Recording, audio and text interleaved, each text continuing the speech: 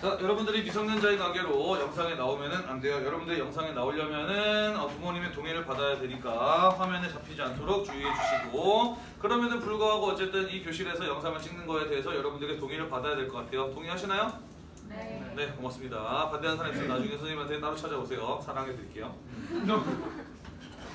자, 봅시다. 여러분, 우리가 지난 시간에 뭐에 대해서 살펴봤었냐면은 교재 35쪽에 있는 신학로 개척에 대해서 이야기를 했었습니다. 그죠? 자, 지난 시간에 배웠던 내용 잠깐 복습을 하고 계속해서 진도를 나가보도록 하겠습니다. 같이 한번 봅시다. 자, 신학로의 개척은 세계 각 지역의 교역망이 직접 연결되도록 한 것이었다라고 이야기를 했어요. 자, 그런데 신학로의 개척이 이루어지기 이전에 유럽과 아시아를 잇는 유라시아 대륙을 연결하는 교역망이 없었던 것은 아니었어요. 그죠? 예를 들자면 비단길 같은 경우에는 기존에도 유럽과 아시아를 잇는 교역망으로서 활용되었다라고 이야기를 했습니다. 다만 유럽인들이 신학로 개척에 나섰던 이유는 무엇이었냐면은 아시아에서 생산된 물건이 유럽까지 가는 과정에서 비싸지고 품질은 떨어지고 양도 줄었어요. 그죠? 그래서 이 기존의 동서교역에서 가장 소외되어 있었던 포르투갈이나 에스파냐 같은 나라들의 경우에는 만약에 아시아에 직접 가서 상품을 직접 구매할 수 있다면 많은 이익을 남길 수가 있었던 것입니다. 그죠? 그래서 포르투갈, 에스파냐 같은 나라가 가장 먼저 신학로의 개척에 나섰다라고 이야기를 했어요. 자, 포르투갈 같은 경우에는 아프리카를 돌아서 인도양을 거쳐서 동남아시아에 진출했고 이후에 일본 나가사키까지 갔다라고 이야기를 했습니다. 반대로 에스파냐 같은 경우에는 반대 방향으로 가서 대서양을 건너서 아메리카 대륙을 발견하고 태평양을 건너서 필리핀으로 향하는 방식으로 동남아시아에 도착하였다라고 이야기를 했어요. 자, 이들 유럽인들이 모두 이 신학로의 개척의 결과 동남아시아를 향했던 까닭은 무엇이었나요? 두 가지 이야기했어요. 첫 번째, 동남아시아는 대표적인 향신료 산지였다라고 이야기를 했어요. 그죠? 또한 동남아시아는 아시아와 동아시아와 인도, 유럽을 이어주는 무역의 거점으로서도 굉장히 중요한 지리적인 위치를 차지하고 있다라고 이야기를 했습니다. 그죠? 자, 그래서 신학로 개척 이후에 동남아시아로 많은 유럽 상인들이 몰리게 되고요. 이후에 명나라 상인들도 여기에 오게 되면서 동남아시아는 세계 교역의 중심지로서 상업의 시대를 맞이하게 되었다라고 이야기를 했습니다. 그랬죠? 네, 중간고사를 앞두고 있어서 수업이 머리에 들어오지 않고 지난 시간에 배웠던 내용 기억도 안 나는 거 당연하다고 생각을 해요. 네, 하지만 그렇게 흘려보내다가는 기말고사 때 크게 낭패를 볼 수가 있습니다, 여러분. 2시간만 이번 주에 수업을 할게요.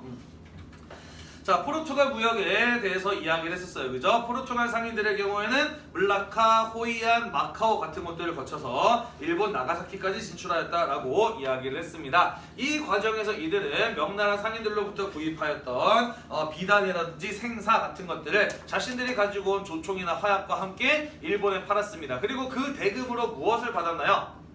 은을 받았어요. 그리고 그 은을 가지고 다시 명나라 상인들로부터 비단, 도자기 같은 것들을 사서 유럽에다 팔았어요. 그죠? 따라서 이 포르투갈 상인의 활동의 결과 일본의 은이 어디로 이동하게 되었다? 중국, 명나라로 흘러들어가게 되었다라고 이야기를 했습니다. 그죠? 이 신학로 개척 이후에 여러 유럽 상인들에 의해서 이루어진 무역에는 공통적인 결과를 가져오게 되는데 그것은 바로 은이 중국으로 흘러들어가게 된 것이었다라고 이야기를 했었습니다. 그죠? 넘어갑시다. 36쪽으로 가보도록 할게요. 자, 에스파냐 상인들의 경우에는 필리핀 제도 마닐라에 무역의 거점을 마련하였다라고 이야기를 했습니다. 그 까닭은 무엇이었냐면은 에스파냐 상인들의 경우에는 포르투갈과 반대로 대서양 태평양을 건너왔기 때문이었다라고 이야기를 했어요. 자, 이 에스파냐 상인들의 무역을 다른 말로는 무슨 무역이라고도 이야기를 했었냐면은 갈레온 무역이라고도 이야기를 했습니다. 왜요? 그 사람들이 타고 다녔던 배가 갈레온선이라고 불리는 배였기 때문이다 라고 이야기를 했습니다. 그죠? 자, 이 에스파냐인들의 경우에는요, 아메리카 대륙을 식민지로 지배하면서 거기에 원주민들을 노예처럼 부리면서 생산해낸 금과 은 이런 것들을, 특히 은을 멕시코 아카풀코 항에 모아서 동남아시아로 가져왔다라고 이야기를 했죠. 그죠? 그리고 거기에서 명나라 상인들로부터 비단, 도자기, 면직물 같은 것들을 구입을 해서 유럽에 수출했다라고 이야기를 했습니다. 따라서 에스파냐 상인들의 무역 활동의 결과 역시 신대륙의 은이 어디로 흘러들어가게 하였다? 중국으로 흘러들어가게 하였다라는 공통적인 결과를 갖는다라고 이야기를 했어요. 그죠?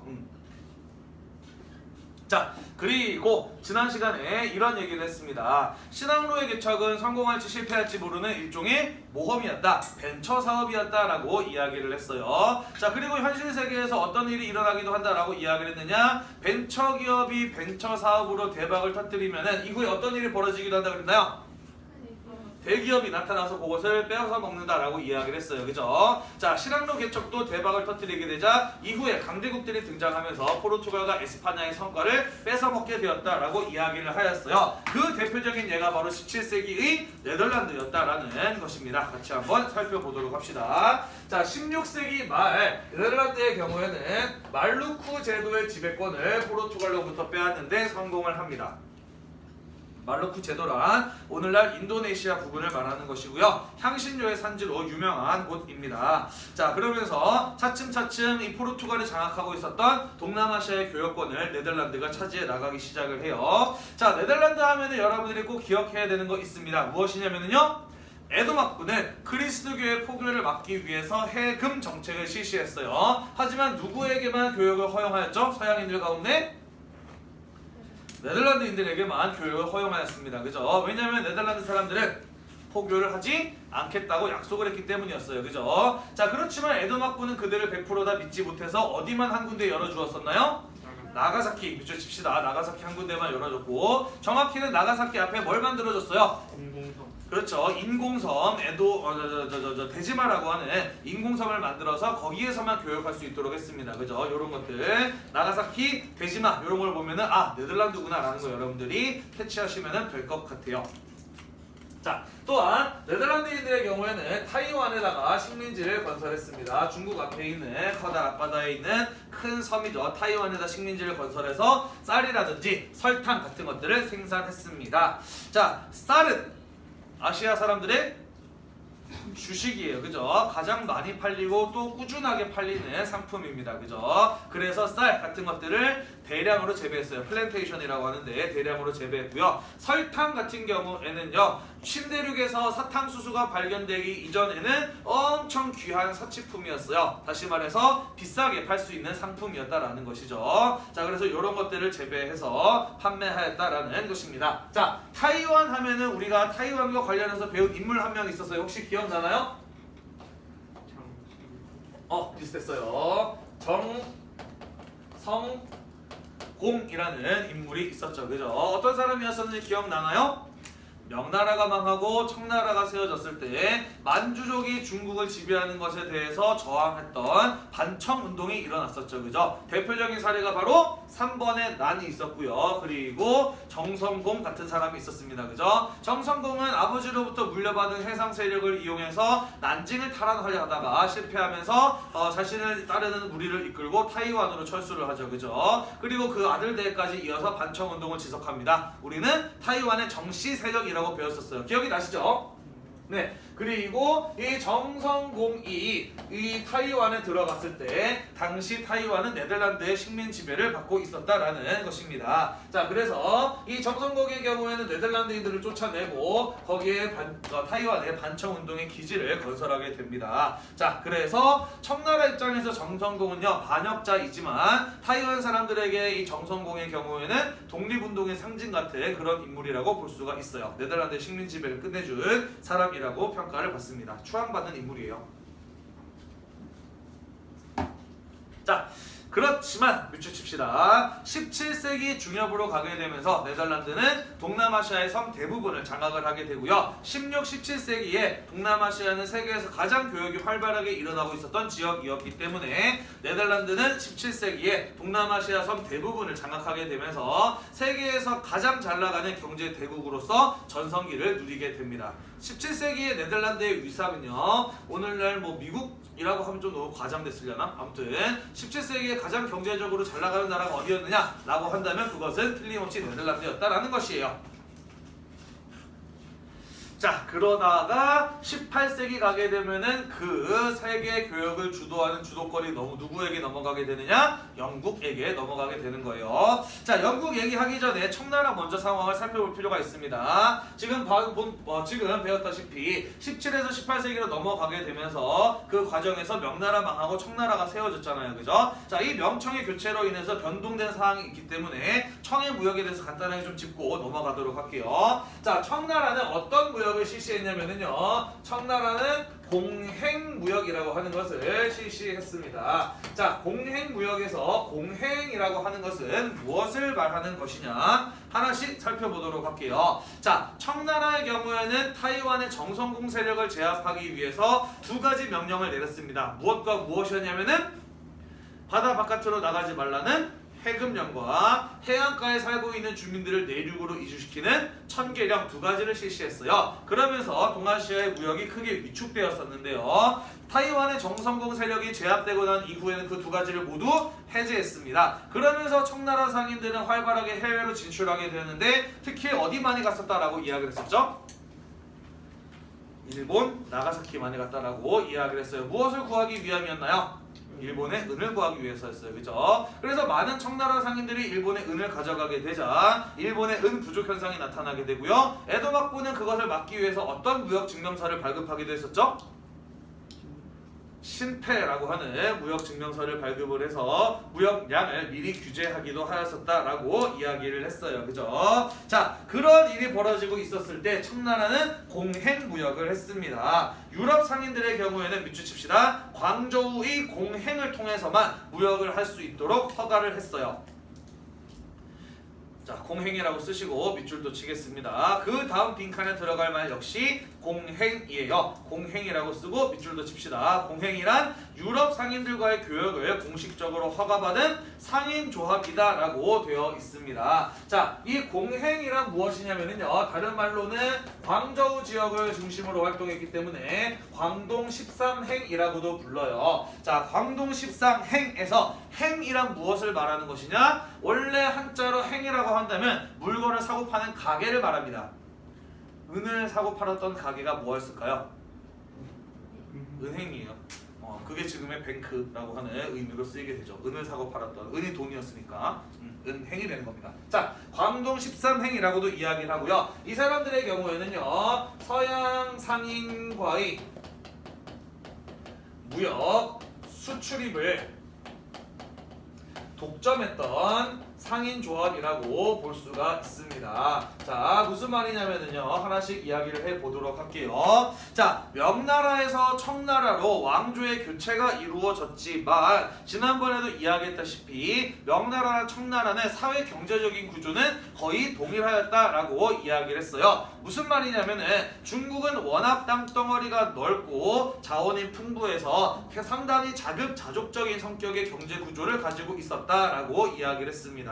따라서 다른 나라와의 무역을 간절하게 필요로 하지 않았었다라고 이야기를 했어요. 그죠? 이게 명나라가 해금 정책을 실시했었던 이유 중에 하나잖아요. 그죠? 명나라에서 청나라로 왕조의 교체가 이루어졌지만 중국의 경제가 자급자족적인 성격을 가지고 있었던 것은 변함이 없었다. 따라서 청나라 역시 굳이 다른 나라와의 무역의 필요성을 간절하게 느끼지 못하고 있었다라는 것이에요. 이해되나요? 두 번째, 명나라 같은 경우에는 자기가 세계의 중심이라고 하는 중화 사상을 가지고 있었습니다. 그죠? 자, 하지만 명나라에서 청나라로 넘어오게 되면서 바뀐 건 무엇뿐이냐? 만주족을 오랑캐라고 부르는 것이 금지되었다 뿐이지 명에서 청으로 넘어오면서 여전히 중국 밖에 살고 있는 민족들을 오랑캐로 여기면서 중국의 사람들이, 중국의 민족들이 세계에서 가장 뛰어난 경제와 문화를 가지고 있다고 생각하는 사실 자체는 변하지 않았다라는 것이죠. 이해되나요? 다시 말해서 청나라 역시 명나라와 마찬가지로 다른 국가, 다른 민족들을 오랑캐로 여기고 자신들보다 못한 사람들로 여겼다라는 것입니다. 따라서 청나라가 무역을 허용해 준 것은 어떤 것이라고 볼 수가 있느냐? 비록 우리는 간절하게 원하지 않지만 무역을 오랑캐들이 간절하게 원한다고 한다면 어디까지나 베풀어주는 차원에서 허용할 수 있다라는 것으로 접근을 했던 것입니다. 이해가 되나요? 다만 지금까지 접하지 못했던 서양 상인들이 나타나서 우리가 몰랐던 이상한 것들 팔아가지고 문제가 생길 수 있잖아요. 그죠? 그렇기 때문에 전면적으로 교육을 허락해 준 것이 아니라 딱 한 군데 열어준 겁니다. 어디? 방금 우리 어디에 미쳤나요? 어디라 그랬어요? 그렇죠. 저 남쪽에 있는 동남아시아에서 왔을 때 도착하는 저 남쪽에 있는 광저우 한 군데만 열어준 것이었다라는 겁니다. 왜 광저우 하나만 열어줬느냐?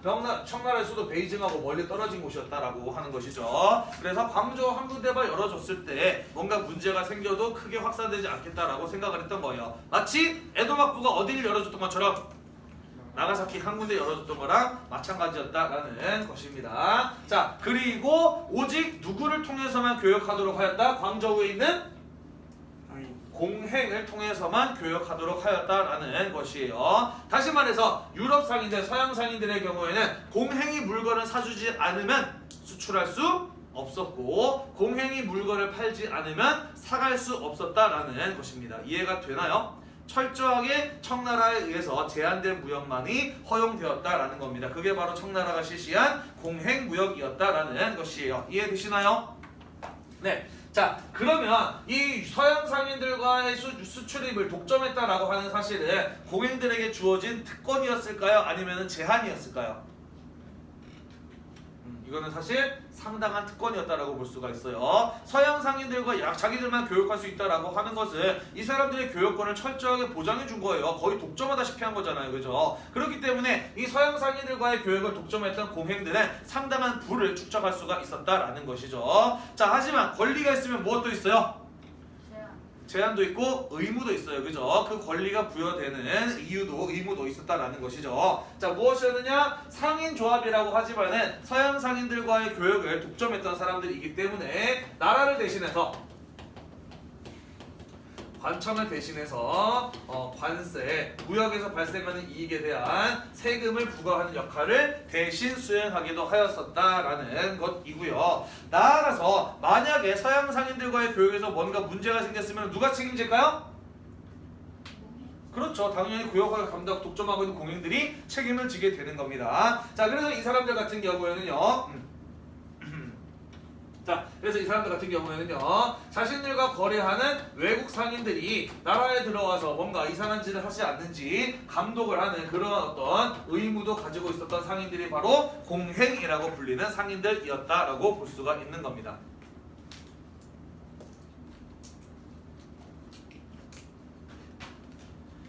자, 그래서 청나라는 유럽 상인들, 서양 상인들에게 오직 광저우의 공행을 통해서만 교역할 수 있도록 제한적인 허가를 해주었다라는 이야기가 되겠습니다. 이해가 좀 됐나요? 자, 넘어갑시다. 자, 영국의 경우에는요, 17세기에 뒤늦게 동아시아 교역망에 동참하게 됩니다. 그 이전에는 국내적으로나 아니면 유럽의 국제정세 등으로 인해서 동아시아에 진출할 만한 여유가 가지고 있지 못했어요. 그러다가 17세기 이후로 가게 되면서 뒤늦게나마 동아시아 교역망에 동참하게 됩니다만은 미치십시다. 18세기 중엽 가게 되면서 동아시아의 무역의 주도권을 영국이 장악하게 되어 어떻게 이게 가능했을까? 그 전까지 동아시아 무역권의 주도권을 장악하고 있었던 건 누구였나요? 네덜란드였잖아요. 그죠? 영국은 네덜란드와의 전쟁에서 승리를 거두게 되면서 네덜란드가 가지고 있었던 무역의 주도권을 빼앗아 오게 됩니다. 얘기했죠. 그죠? 강대국이 등장하면서 벤처 사업의 성과를 다 빼먹는다라고 이야기했잖아요. 그죠? 네덜란드가 그러했듯이 영국도 네덜란드에게 똑같이 이 동아시아 무역의 주도권을 장악해 왔다라는 것입니다. 자, 그러면서 영국은 청나라로부터 비단차, 면직물 같은 것들을 수입을 했고요. 자, 거기 선생님이 교재에 오타가 있어요. 인도산 은 목화라고 되어 있는데 은과 인도산 목화입니다. 은을 앞부분으로 빼주세요. 은과 인도산 목화라고 고쳐주세요. 영국은 은과 인도산 목화를 청나라에 수출하였다. 그래서 청나라로부터 면, 비단, 차 같은 것들을 수입을 하고 은과 목화를 수출했으니까 이 영국 상인들의 무역 활동의 결과 역시 은이 어디로 흘러갔다? 중국으로 흘러들어갔다라는 공통점을 발견할 수가 있네요. 그죠? 미치십시다. 은이 중국으로 유입되었다라는 거 공통점으로 또 확인해 볼 수가 있네요. 자, 그 다음 줄 밑줄 치겠습니다. 그런데 영국의 차 수요 급증으로 인해서 영국의 은유출이 심화됩니다. 무슨 말이냐? 자, 여기다 좀 써서 설명을 하도록 할게요. 자, 18세기에 영국과 청나라 사이에서 이루어지던 무역은 뭐라고 이야기를 하냐면은 편무역이라고 이야기를 합니다. 자, 편무역이란 무엇을 말하는 것이냐? 우리 한쪽으로 편중된다라는 이런 표현 쓰잖아요. 그죠? 편무역이란 두 나라가 무역을 하는데 그 무역의 이익이 어느 한쪽에게만 집중될 때 우리는 그 무역을 가지고 편무역이라고 이야기를 합니다. 자, 왜 영국과 청나라 사이에서 편무역이 이루어졌느냐? 자, 당시 영국에서 이 동아시아와의 무역을 담당했던 회사의 이름은 무엇이냐면요, 동인도 회사였어요. 들어봤나요? 유명한데. 자, 이 동인도 회사라고 하는 건 뭐냐면은요, 영국 정부에서 국가적인 정책으로 아시아와의 무역을 전담하기 위해서 만들어낸 회사가 바로 동인도 회사입니다. 줄여서 국책회사라고도 이야기를 하죠. 자, 그렇기 때문에 청나라하고 영국 사이의 무역은 사실 국가 사이의 무역이라고 보다는 영국의 동인도 회사 그리고 청나라의 누구? 공행 사이에서 이루어진 무역이다라고 볼 수가 있는 겁니다. 자, 여기에서 영국은 동인도 회사는 공인들로부터 뭘 사들였다라고 이야기했어요? 차, 비단, 도자기, 면직물 이런 것들 사들였다라고 이야기를 했습니다. 그죠? 자, 그리고 그 대가로 동인도 회사는 영국 공행에게 뭘 팔았다라고 이야기를 했었나요? 은이나 목화, 인도산 목화 이런 것들을 수출하였다라고 이야기를 했어요. 그죠? 자, 그런데 어떤 일이 벌어지게 되었느냐? 이 18세기로 가게 되면서 영국 사람들의 차에 대한 수요가 급증하기 시작을 합니다. 그러면서 청나라로 빠져나가는 영국 은의 양도 많아지게 되었다라는 것이죠. 자, 대체 이런 일이 왜 일어나게 되었느냐? 이런 겁니다. 우리가 차라고 하면은, 아시아 사람들에게 차라고 하면은 어떤 색깔이 떠오르지? 초록색이요. 그죠? 동아시아 사람들은 차 하면은 물론 갈색 차도 있지만 대부분 일단은 녹차를 떠올립니다. 그죠? 자, 그런데 영어로 tea라고 하면은 뭘 말하는 거지? 영어로 tea라고 하면 홍차를 말해요. 그죠? 영어권에서는 녹차를 굳이 뭐라고 구분해서 부르나요? 그린티라고 구분해서 불러요. 그죠? 자, 왜 아시아에서는 차 하면 녹차인데 왜 영어로 티 하면은 홍차일까? 그 까닭은 무엇이냐면요, 아시아 사람들의 경우에는 아직까지 엽록소가 살아있는 녹색의 찻잎을 말려서 그거를 뜨거운 물에 부어가지고 우러내서 마신단 말이죠. 그게 이제 녹차란 말이에요. 자, 그리고 그 녹차를 유럽에다가 수출하게 됐어요. 자, 그런데 거기 밑에 나와 있는 지도를 보면 알겠지만은 아시아에서 뭔가 상품을 포장해서 유럽까지 가지고 갈 경우에는요, 동남아시아 지나서 인도양 지나서 아프리카 대륙을 지나서 적어도 적도를, 지구상에서 가장 뜨거운 적도를 3번, 4번 정도는 거쳐야만 했다라는 것이죠. 자, 그래서 유럽 상인들이 아시아에서 중국에서 수입한 차를 포장을 할 때는 분명히 녹색 찻잎을 포장을 했는데 적도를 여러 번 지나면서 뜨거운 햇빛을 맞아가지고 유럽 가서 열어봤더니, 영국 가서 열어봤더니 새카맣게 타버린 거야. 이거 어떡하지? 잔뜩 사왔는데 아까우니까 그냥 한번 물이나 부어볼까? 물을 부어봤어요. 그랬더니 녹색 찬물이 아니라 빨간색 찬물이 우러져 나오네. 어떡하지? 이거 한번 먹어볼까? 하고서는 마셔봤는데 영국인들 입맛에, 유럽 사람들 입맛에 기가 막히게 잘 맞았던 거예요. 그죠? 특히 홍차 같은 경우에는요, 녹차에 비해서 신맛이 훨씬 더 강하거든. 그래서 이제 기름진 거 먹고 난 다음에 홍차로 입가심을 하면은 그렇게 입에 잘 맞았다라고 이야기를 해요. 자, 그래서 영국의 차 문화가 되게 발달하잖아요. 그죠? 티타임 이런 것들 정해져 있고, 그죠? 들어본 적 있죠? 자, 그러면서 영국에서 차 문화가 크게 유행을 하게 되면서 차에 대한 수요가 급증하게 되면서 반대로 영국에서 청나라로 빠져나가는 은의 양도 많아지게 되는 것입니다. 이해되시나요? 자, 그러면서 이 두 나라 사이에서 이 영국의 무역 적자 폭이 시간이 지나면 지날수록 점점 더 커지는 겁니다. 영국 입장에서는 상당히 큰 부담이 아닐 수가 없었다라는 것이죠. 자, 그렇다면은 무역이 자, 그래서 지금 어느 쪽만 이익을 보고 있는 상황이에요? 청나라만 이익을 보고 있는 거예요. 이런 형태의 무역을 가지고 뭐라고 불렀어요? 편무역이다라고 이야기를 했었죠. 그죠? 자, 영국이 지속적인 무역 적자를 벗어날 수 있는 방법이 없지는 않았습니다. 뭐 하면 되죠? 영국이 무역 적자를 벗어날 수 있는 방법 뭐 하면 되죠? 영국도 청나라에다가 물건을 팔면 됩니다. 그죠? 자, 당시 영국에서 세계로 가장 많이 수출하는 대표적인 수출품은 무엇이었냐면 바로 모직물이었습니다. 모직물이 뭐죠? 양털로 만든 옷이에요. 양털옷, 모직물입니다. 자, 이 모직물 영국이 가장 많이 수출하고 있는 것이었었는데요. 문제는 중국 사람들, 청나라 사람들은 모직물 옷을 별로 입지 않아요. 특히 이제 광저우 같은 경우에는 덥고 습한 지역이니까 모직물 더더욱 안 입고요. 그리고 당시 중국에서는 모직물은 약간 뭐랄까 양털옷, 짐승의 털옷이라고 하는 생각을 가지고 있어가지고 에이 그런 거 오랑캐들이나 입는 거야 라고 하는 이런 어떤 인식을 가지고 있었다라고 해요. 그래서 값도 비쌌고요. 아주 사치품으로 취급되었기 때문에 중국 내에서 이 모직물이 많이 팔리기에는 한계가 있었던 겁니다. 게다가 영국 사람들이 물건을 팔려면 누가 사주지 않으면 안 돼요? 공행이 사주지 않으면 안 돼요. 그죠? 그런데 공행은 중국에서 많이 안 팔릴 게 뻔한 모직물을 사줬을까? 별로 안 사줘요. 그죠? 자, 그러다 보니까 영국이 무역 적자를 벗어나려면 뭔가를 팔아야 되는데 중국에 도무지 팔리지 않는단 말이죠. 자, 그래서 이 문제를 해결하기 위해서 영국이 청나라와의 무역에 인도를 끌어들입니다. 19세기로 넘어가게 되면서 이 문제를 해결하기 위해서 영국은 이른바 삼각무역이라고 하는 방식을 사용하게 돼요. 삼각무역의 방식을 사용하게 됩니다. 자, 영국의 경우에는 청나라와의 무역에서 인도를 끌어들이면서 이 무역의 적자를 벗어나려고 하였다라는 것이에요. 자, 어떤 식이었는지 설명을 해보도록 할게요. 지금 영국은 청나라로부터 차, 비단, 도자기 같은 것들을 수입을 하고 있었고 특히 차에 대한 수요가 증가하게 되면서 영국에서 청나라로 많은 양의 은이 빠져나가고 있는 상황이었다라고 이야기를 했습니다. 그죠? 자, 그런데 18세기에서 19세기로 넘어가면서 영국에서 굉장히 세계사적으로 중요한 사건이 하나 일어나면 그건 바로 무엇이었느냐? 그것은 바로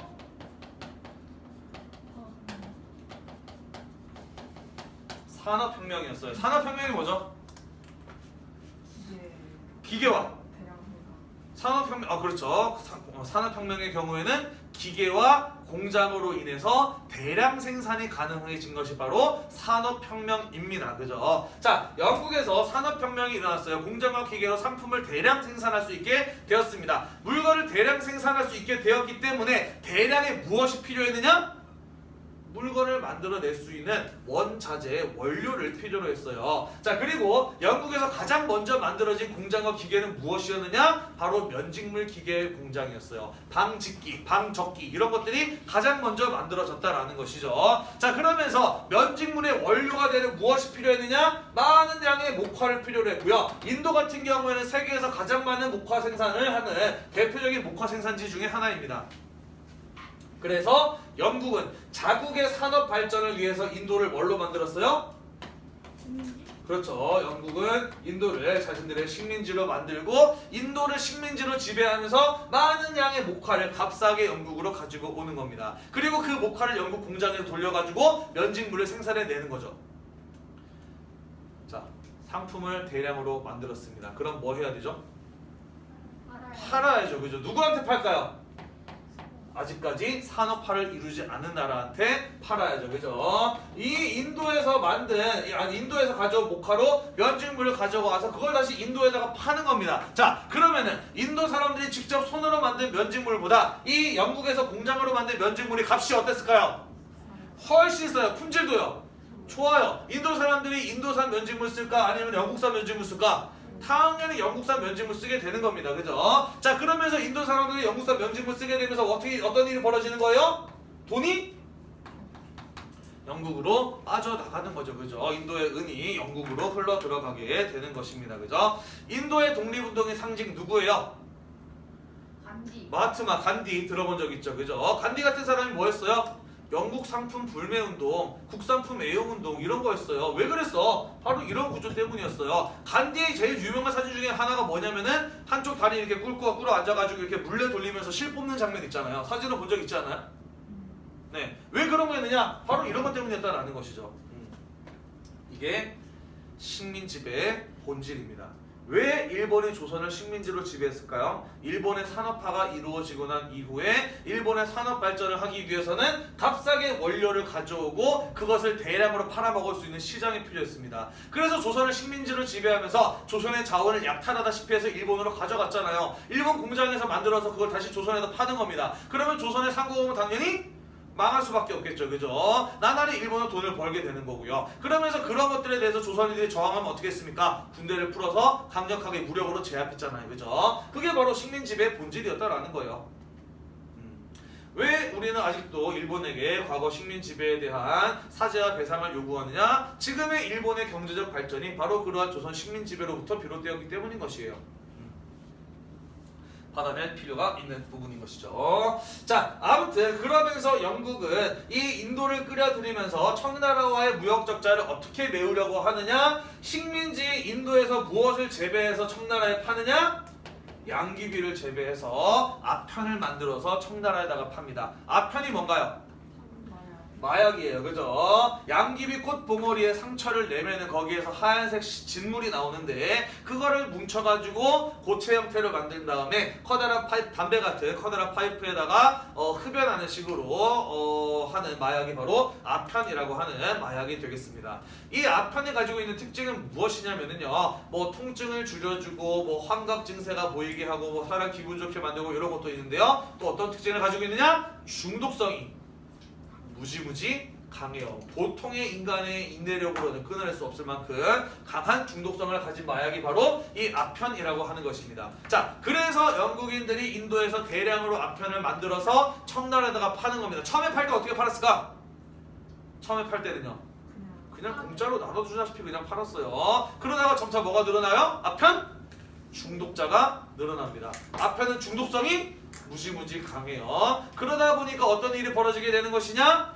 처음에는 공짜로 나눠도 주다시피 했었는데 시간이 지나면서 값을 점점점 올리는 거죠. 그죠? 그럼 아편 중독자들은요, 끊지 못하니까, 그죠? 전 재산을 털어서라도 아편을 살 수밖에 없었겠죠. 그죠? 그러면서 청나라에서는 당시에 18세기, 19세기 이후에 이런 말들 정말 많이 유행했어요. 이거 되게 흔하게 들을 수 있었어요. 어느 동네 부잣집 아들이 있었는데 아편쟁이가 되더니 전 재산 털어먹고 마지막에는 빤스 한 장 걸치고 아편 피우다가 죽었다더라라는 뭐 이런 말이 정말로 되게 흔하게 떠돌아다닐 정도로 아편 중독 문제가 정말 심각해집니다. 아편의 흡입은 어떤 문제가 있었느냐? 두 가지 문제가 있었어요. 첫 번째는 중국 청나라의 국민들의 건강을 악화시킨다는 겁니다. 아편 중독이 계속해서 지속되면은요, 신체 감각기관이 하나둘씩 마비가 되고 나중에는 몸이 딱딱하게 굳어서 죽는다라고 이야기를 해요. 건강에 문제가 있었고요. 두 번째, 어떤 문제가 있었느냐? 청나라는 인도에서 아편 살 때 뭐 주고 샀을까요? 당연히 그렇죠, 은을 주고 산단 말이야. 자, 명나라, 청나라 모두 무엇을 화폐로 사용했다라고 이야기를 했나요? 은을 화폐로 사용했다라고 이야기를 했어요. 그렇기 때문에 세계 각국의 무역의 결과 모두가 중국에다 은을 유입시켰던 거 아닙니까? 그죠? 자, 그런데 지금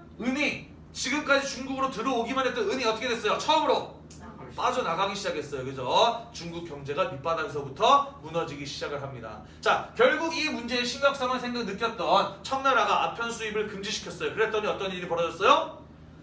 영국이 너네 왜 우리 무역 방해해? 라고 하면서 백들 구워서 청나라랑 전쟁을 했죠. 그게 바로 무엇이었어요? 아편 전쟁이었고, 그 결과 청나라의 문이 열리게 되는 겁니다. 그게 바로 난징 조약이라고 하는 건데, 요건 나중에 우리가 근대사 부분에 가서 다시 한번 이야기를 할 겁니다. 이해됐죠?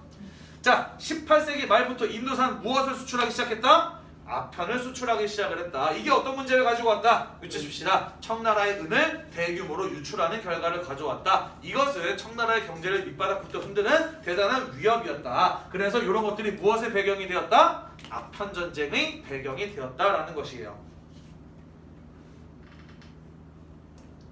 이해되시죠?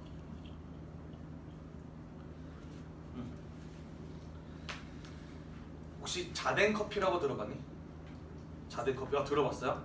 유명한 영국의 음료회사, 커피회사 자댕 커피 있습니다. 이건 들어봤겠지? 립톤 들어봤죠? 그런 회사들이 어쩌다가 세계적인 음료회사로 성장할 수 있었느냐? 사실 이때 아편 팔아서 차장사 해가지고 큰 대기업들이에요. 립톤 아이스티 이런 회사들 다 사실은.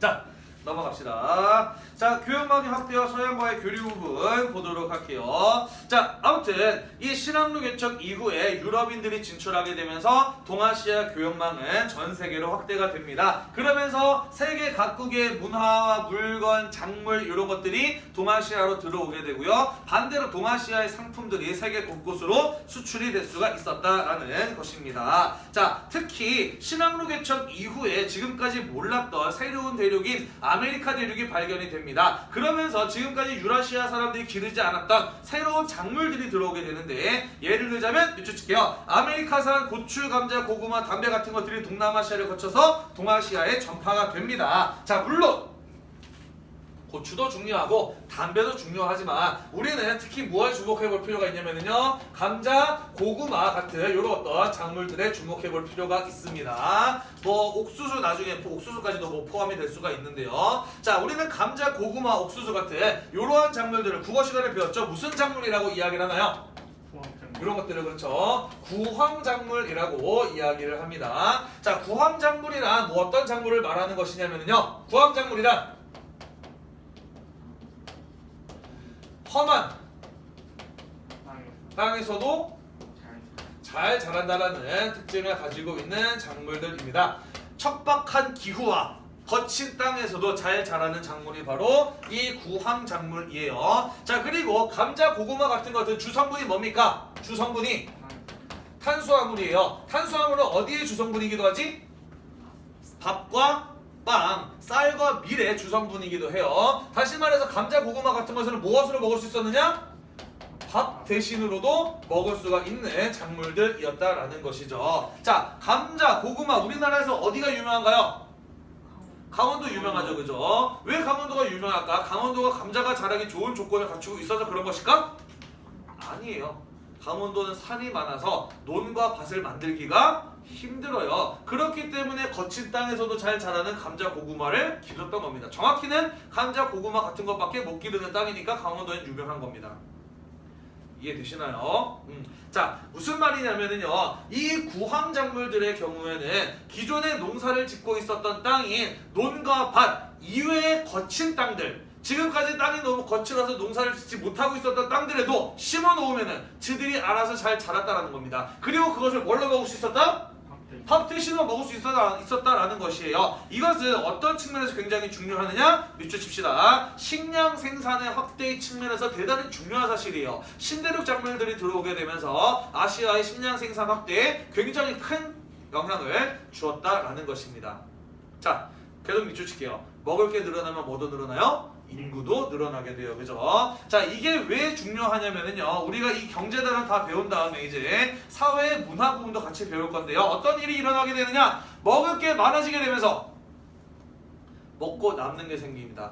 여유가 생겨요. 지금 당장 먹는 거 외에 다른 것들을 살 수 있게 되었어요. 사람들이 경제적 여유가 생기면서 물건을 사고 팔기 시작합니다. 상공업이 발달해요. 상공업이 발달하면서 시장을 중심으로 사람들이 모여들어요. 도시가 발달합니다. 먹고 남는 게 있어요. 이제는 당장 먹는 거 말고도 조금 삶의 여유, 문화를 즐기고자 하는 욕구가 생깁니다. 그러면서 도시에 살고 있는 서민들을 중심으로 서민 문화가 발달해 나가게 되거든요. 식량 생산의 확대는 이후에 동아시아의 사회적인 측면에서, 경제적인 측면에서, 문화적인 측면에서 상당히 중요한 발전의 기반이 되었다라는 것이에요. 뒤에 가서 다시 한번 이야기를 할 겁니다. 자, 그 다음 이 유럽인들이 동아시아에서 많이 사가던 수출품 중에 대표적인 게 무엇이 있었냐면은 차도 있고 비나도 있었지만은 도자기도 무지 많이 사갔어요. 영어로 도자기 뭐라고 하는지 아니? 영어로 도자기 뭐라고 하는지 아니? 4반에서는 대답한 학생이 나왔는데. 세라믹. 네, 영어로 도자기 뭐라고 하냐면은 차이나라고 합니다.